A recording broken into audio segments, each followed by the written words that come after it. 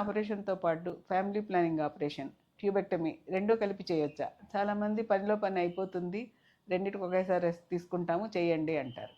Baby condition బాగుంటే ఒక్కొక్కసారి చేసేస్తాము. ఒకవేళ ప్రీమేచ్యూర్ బేబీకి ఏమైనా హెల్త్ ఇష్యూస్ ఉన్నప్పుడు అది రికవర్ అయిన తర్వాత ఒక 2 సంవత్సరాల తర్వాత చేయించుకోవడం మంచిది. రెండింటిని కలిపి చేసినప్పుడు రెండు ఒకేసారి హీల్ అయిపోతాయి. ట్యూబెక్టమీ అనేది చాలా చిన్న ప్రొసీజర్ యాక్చువల్గా. ట్యూబ్ చాలా సన్నగా ఉంటుంది, మన వేలంత సైజు ఉంటుంది. దాని మీద ఒక కట్ చేస్తే అది మానడానికి ఎంతో టైం ఏం పట్టదు. సిజేరియన్తో పాటు కలిపి చేసినప్పుడు దీంతో పాటు అది మానిపోతుంది, దానికి ఎక్స్ట్రా టైం ఏం అవసరం లేదు.